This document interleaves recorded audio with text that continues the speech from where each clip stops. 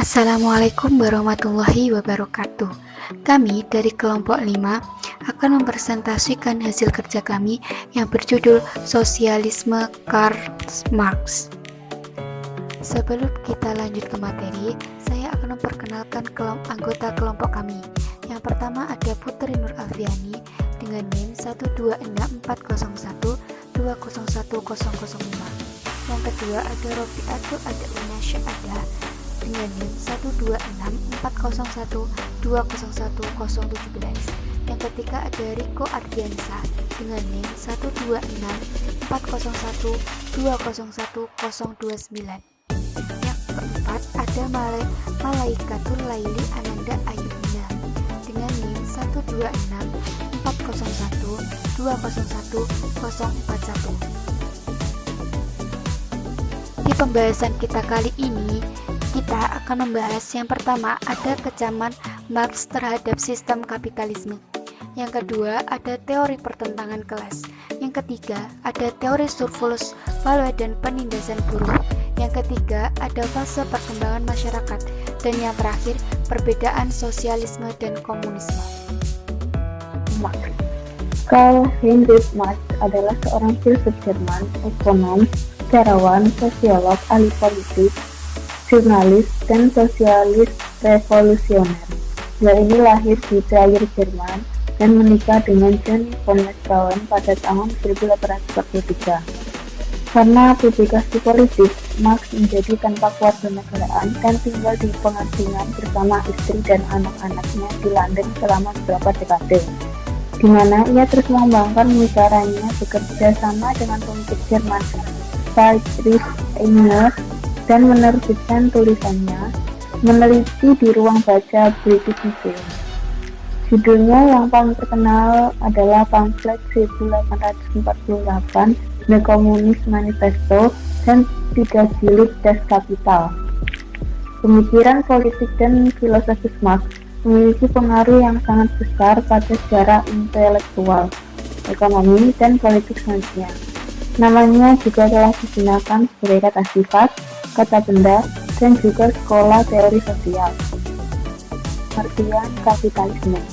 Kapitalisme atau kapital adalah sistem ekonomi di mana perdagangan, industri, dan alat-alat produksi dikendalikan oleh pemilik swasta dengan tujuan memperoleh keuntungan dalam ekonomi pasar.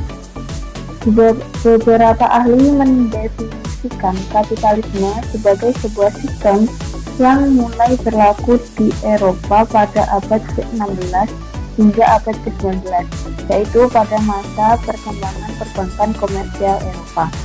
Kapitalisme memiliki sejarah yang panjang, yaitu sejak ditemukannya sistem perniagaan yang dilakukan oleh pihak swasta, yang di Eropa ini dikenal sebagai sebutan Guild atau sebagai cikal bakal kapitalisme.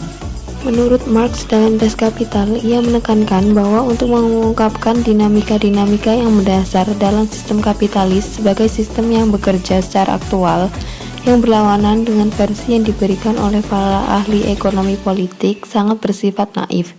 Nilai merupakan faktor utama menentukan harga komoditi. Dalam hal ini, keuntungan yang lebih besar dimiliki oleh para kapitalis, dan buruh tidak berkuasa atas nilai lebih yang telah dihasilkannya. Ketika Marx hidup di Eropa, sedang terjadi revolusi industri.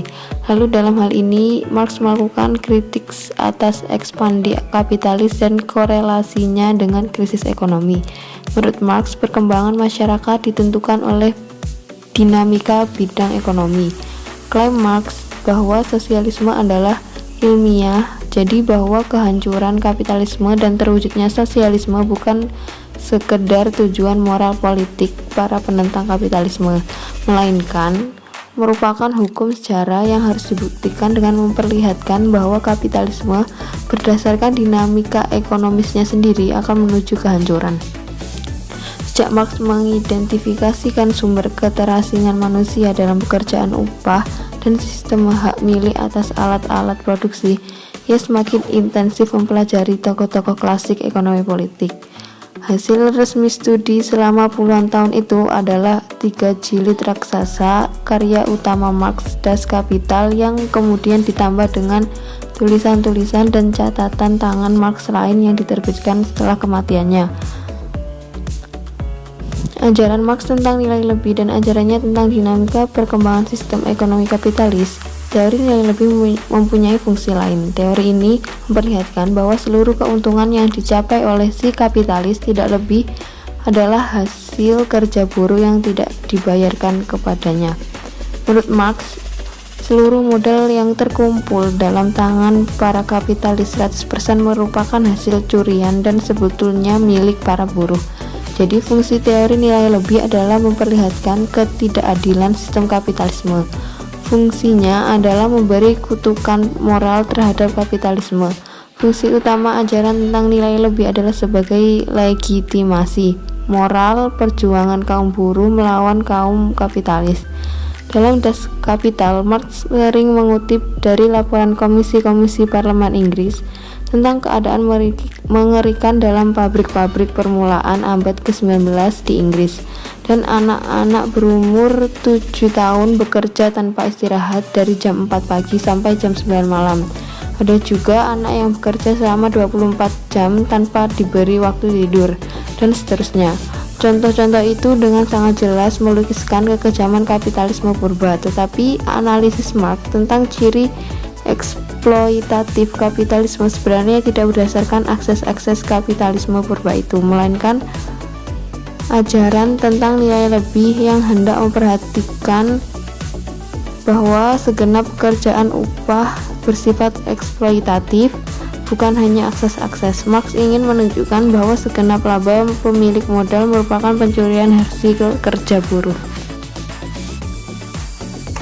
Selanjutnya, saya akan menjelaskan teori pertentangan kelas. Teori kelas merupakan teori yang berdasarkan pemikiran bahwa sejarah dari segala bentuk masyarakat dari dahulu hingga sekarang adalah sejarah pertikaian antara golongan. Teori ini terbentuk dari adanya kelas-kelas sosial. Kelas sosial ini merupakan suatu kumpulan masyarakat dengan kekuatan sosioekonomi yang sama. Kelas sosial ini pula lah yang menjadi landasan utama aliansi dan penindasan terhadap suatu kelompok masyarakat. Marx menyatakan bahwa kapitalisme mendorong terbentuknya kelas-kelas sosial berdasarkan mode produksi. Menurut Marx, kelas sosial terbagi menjadi dua bagian. Yang pertama ada kelas pemilik modal atau tuan tanah berjuis. Kelas pemilik modal ini mempunyai kuasa atas alat produksi, dan kelas pemilik modal ini adalah kelas yang memiliki modal untuk melakukan kelas buruh selanjutnya. Yang kedua ada kelas buruh atau proletariat. Kelas buruh ini mengabdikan hidupnya untuk bekerja pada para pemilik modal. Selanjutnya, teori surplus value dan penindasan buruh. Surplus value merupakan teori dari pemikiran Marx yang menyatakan tentang adanya kelebihan nilai produksi seorang buruh berbanding tentang adanya kelebihan nilai produksi seseorang buruh berbanding dengan upah dalam suatu proses produksi. Ada dua nilai yang dimiliki buruh. Yang pertama ada conserve value, yaitu nilai dari proses kerja hingga menghasilkan produk. Yang kedua, kemampuan menambah nilai baru yang disebut surplus value. Nah, selanjutnya yaitu fase perkembangan masyarakat Karl Marx. Nah, dalam fase ini ada 6 perkembangan. Yang pertama, masyarakat komunal primitif. Yang kedua, masyarakat pemilikan budak. Yang ketiga, masyarakat feodalisme. Yang keempat, masyarakat kapitalisme. Yang kelima, masyarakat sosialisme. Nah, dan yang terakhir, masyarakat komunisme. Dalam fase perkembangan masyarakat yang pertama yaitu masyarakat komunal primitif. Nah, apa itu masyarakat komunal primitif? Masyarakat komunal primitif merupakan masyarakat yang pertama-tama lahir di dunia dalam sejarah perkembangan masyarakat. Disebut masyarakat komunal primitif karena sistem ekonominya yang bersifat komunal dan alat kerjanya masih primitif. Sistem ekonomi komunal primitif ialah sistem ekonomi yang alat produksinya milik komune. Tujuan produksinya untuk kepentingan komune dan hasil produksinya dibagi menurut kebutuhan masing-masing anggota komune.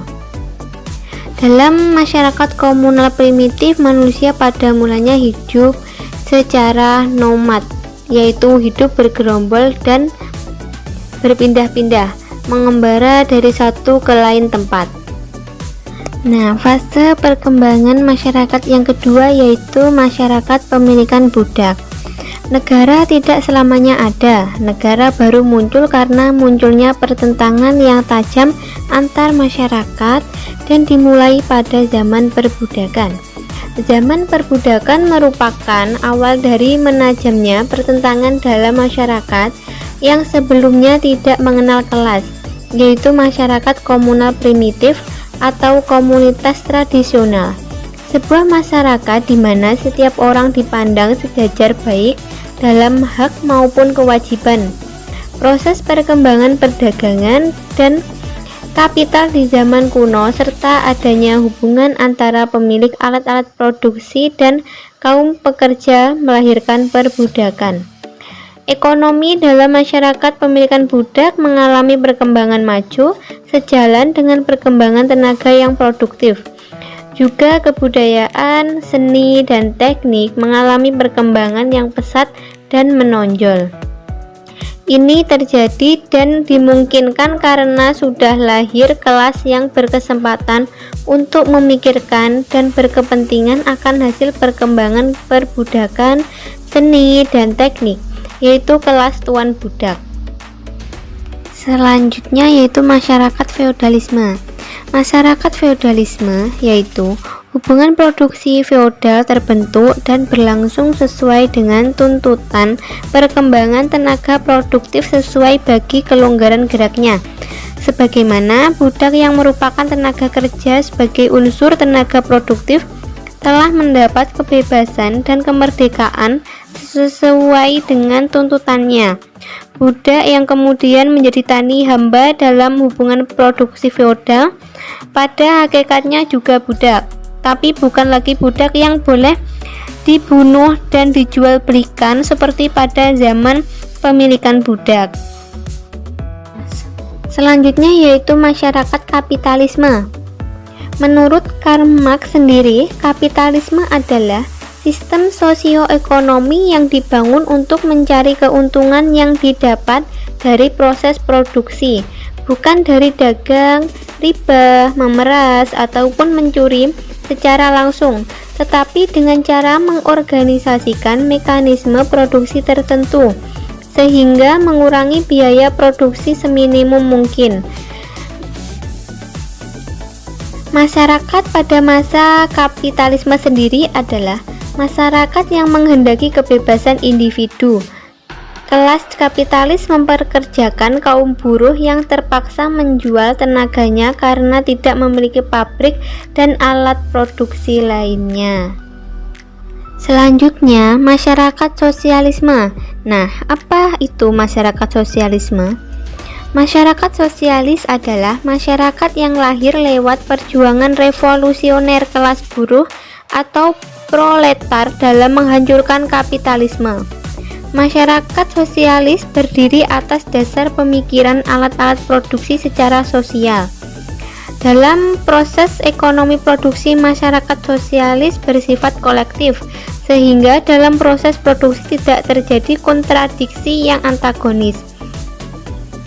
Perbedaannya dengan sistem masyarakat komunal adalah alat-alat produksi dalam sistem sosialis berdasarkan atas hasil dari kebudayaan manusia yang telah tinggi. Sistem sosialis dirancang untuk memberi kebebasan bagi manusia mencapai harkatnya tanpa penindasan.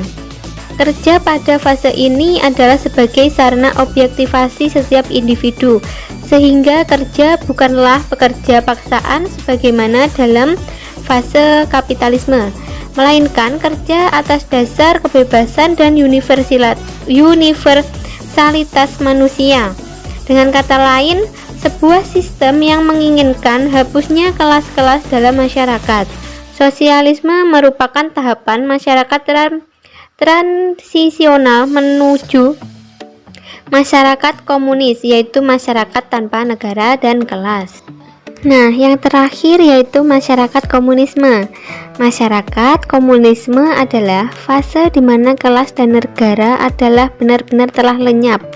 Sekilas sendiri, masyarakat komunisme dikatakan sama dengan sosialisme. Namun menurut Karl Marx keduanya berbeda. Perbedaan keduanya fase tersebut dapat dilihat dari yang pertama, produktivitasnya. Dalam fase sosialisme, produktivitas masih rendah dan kebutuhan materi belum terpenuhi secara cukup. Sementara itu, dalam fase komunisme, produktivitas sudah tinggi sehingga semua kebutuhan materi sudah produksi secara cukup. Dengan begitu, perekonomian dapat memenuhi kebutuhan semua masyarakat secara berkelimpahan. Perbedaan yang kedua yaitu hakikat manusia sebagai produsen.